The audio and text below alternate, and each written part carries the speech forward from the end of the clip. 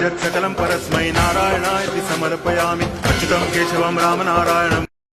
Hi hello नमस्कार मैं आपनकर प्रिय मिस्टर दिव्य चैनल को आपन स्वागत। आज वीडियो जरिया आमे समस्ते जड़े जड़े सामाजिक नागरिक हिसाब रे सरकार को किसी प्रश्न करवा एवं तांकु चेतई देवा।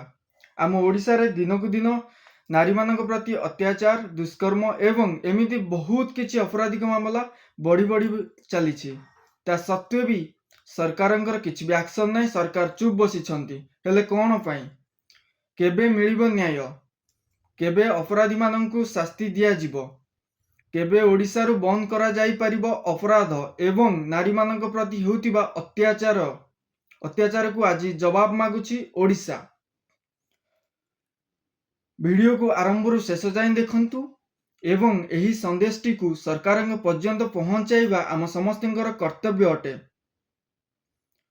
एही वीडियोटी को लाइक करंतु, सब्सक्राइब करंतु एवं बहुत मात्रा रे शेयर करंतु, सरकार को टैग करंतु एवं सरकार निकट को पठांतु।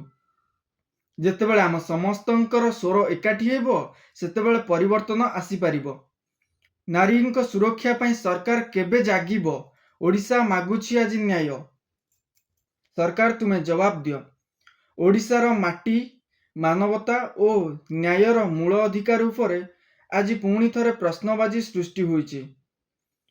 गोटिए परे गोटिए अन्याय घटना विशेष करी झियो मानक उपरे हेउतिबा आक्रमण दुष्कर्म और हिंसा घटना देश और राज्यर मानविक मूल्य को आघात करुछि। आम ओडिशा एक शांत और संस्कृतिमय राज्य बोली गर्व करुथिलु। जेउठी नारी को देवी भावे देखा जाए सेठी आज जने झियो निजर सुरक्षा पई दुखरे जीवन काटुछंती। अन्याय और अपराध हेबा पर मध्य अनेक घटना रे पीड़ित परिवार न्याय पाइबा पई वर्ष वर्ष पर्यंत प्रतीक्षा करुछंती, किंतु शेषरे से मध्य विफल हेउछंती, न्याय पाई पारु नाहंती। एही घटना रे केवल एक परिवार एक झियो पई नुहे समग्र ओडिया समाज पई ये गोटे लज्जार विषय अटे।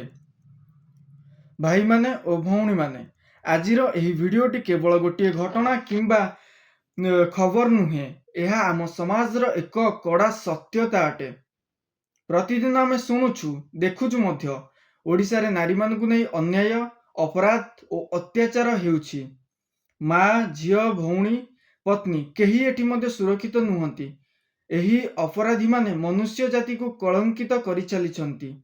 किंतु प्रश्न हेउछि काहेकि सरकार कठोर कार्यानुष्ठान नेउ नाहांती? केबे सरकार कार्यानुष्ठान नेबे? केबे सेही दिन आसीबो जेतेबेले ओडिशार कोनोसी कोणरू एभली दुखद खबर सुनिबु नाही? केबे अपराधी मानकु एमिति दंड दिया जिवो जहा देखिबा परे कोनोसी लोक मध्ये एभली काम करिबाकू स्वप्नरे भी सुद्धा भाबी परिबो नाही? आईन केवल कागज रे रहिले हेबो नाही आज्ञा, आईन को कठोरतार सहित पालन करबा पई मध्य पड़िबो। अपराधी को द्रुत गति एवं दृढ़ कार्यानुष्ठान नेबा पई पड़िबो। अपराधी मानक पई जनता जागृत हेले स्वर उठिले परिवर्तन निश्चय हेबो।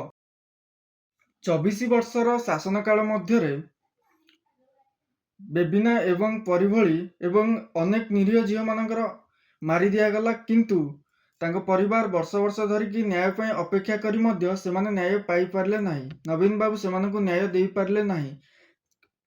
किंतु एबे जेहेतु मोहन बाबू सरकार गादी रे बसिचंदी तेणु ओडिशावासी तरफरु एवं मु अनुरोध करे कि पीड़िता को यथाशीघ्र न्याय प्रदान करा जाऊ एवं आगामी दिन रे एई भली किछि अपराध न घटू।